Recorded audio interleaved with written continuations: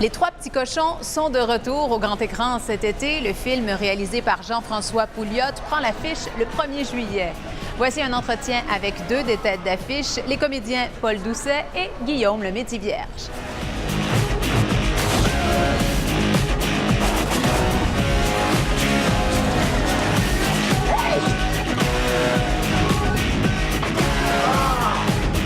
Je peux tout expliquer. Bonjour d'abord. Bonjour. Ça a été comment de retrouver vos personnages après 9 ans? Plate à mort! Ah non, on a eu du fun. Tellement. Ça, c'est un cadeau. Quand le producteur t'appelle, nous autres, on se parle, on n'a jamais perdu contact depuis Trois petits cochons 1. On est des frères à vie. Ouais. Je peux l'appeler à 3 h du matin, pour n'importe quelle raison, je sais, lui aussi. Ouais. Mais à un moment donné, on se parle, puis hey, là, il dépose, ça a l'air, oui, puis rencontre avec les auteurs, puis hey, ça, c'est le scénario proposé, puis là, on dit, ah ouais, ça, c'est peut-être pas, mais ça, on pourrait, ça serait le fun que nous ont considéré, si on veut, dans nos opinions. Puis à un moment donné, ils nous appellent, on nous dit, ça marche, on le fait, on tourne. Là, on s'appelle, hey, on le refait, c'est au bout, on est tellement contents. C'est vraiment, c'est un beau cadeau, oui. C'est vraiment un privilège, c'est un vrai privilège. Très rapidement, après le premier film, il y avait cette idée-là d'en faire un deuxième. Après ça, bon, le temps passe, et puis... Mais ça va faire 4-5 ans. Là. Tout ce qu'il y a décrit là, c'est sur 4-5 ans. Là. De vraiment un go, on s'essaye, à, OK, ben quand tu auras quelque chose à nous faire lire, à des lectures, à des problèmes d'horaire, à des suggestions d'écriture, à des rencontres, à des ci, à des ça. C'est une longue période. Fait que quand le go est là, ben là, c'est...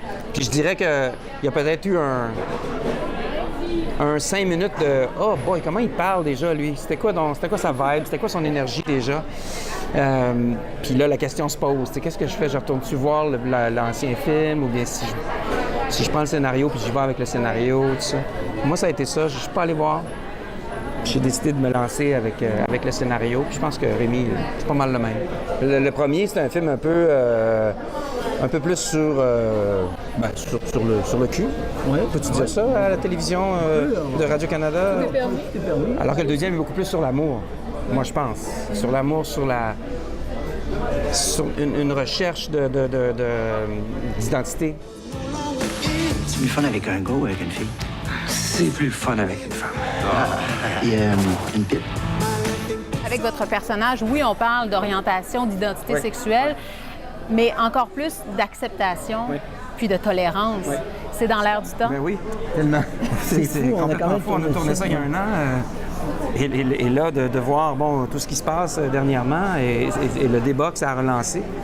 Et les gens qui écrivent là-dessus. Puis nous, on va amener un nouveau mot les dernières semaines. On a parlé de bisexualité, d'homosexualité. Le Cœur de pirate nous est arrivé avec queer. Qu'est-ce que ça veut dire queer? Là, nous autres, on arrive avec pansexuel. Qu'est-ce que ça veut dire pansexuel? C'est complètement fou. C'est complètement fou. Voyons donc, t'es-tu malade? Je coucherai jamais avec la femme de mon frère. C'est vrai, ça? Votre corps, il est très présent aussi. Oui, c'était au scénario. J'étais chanceux parce que j'arrivais de tourner Nitro. Je me suis beaucoup entraîné pour Nitro. J'ai fait très attention à mon alimentation. Donc, j'avais le body cut, comme on dit. Fait que je pouvais me permettre d'être dénudé puis d'être à l'aise. C'était bien le fun. J'étais bien content. Je me disais, bon, ça va être un beau souvenir pour mon... j'avais 39 quand j'ai tourné, mais mon 40e, ça va être un beau souvenir à imprimer puis essayer de recréer pour la suite de ma vie. Mais oui, effectivement, on le voit beaucoup. Ce que j'ai aimé, par exemple, c'est que j'ai un réchauffement intensif que je fais depuis plusieurs années avec Ladies Night, la pièce Ladies Night, où je me fous à poil tous les soirs sur scène. Alors, il faut croire qu'à un moment donné, la pudeur disparaît tranquillement. Puis je trouvais que ça servait l'histoire. C'était drôle. Puis souvent, c'est les filles.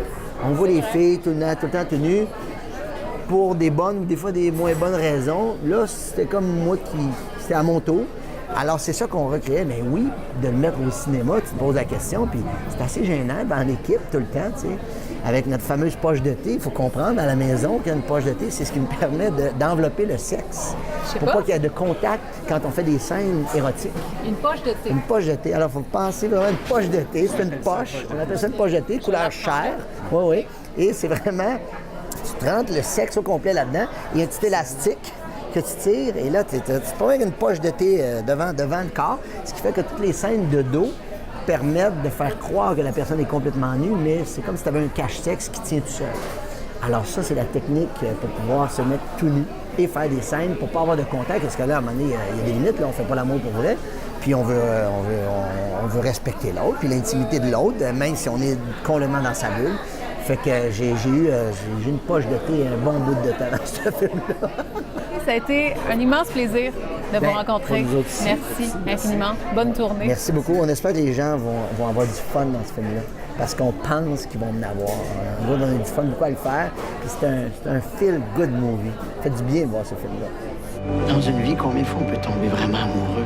Puis toi, ta nouvelle blonde. Laquelle?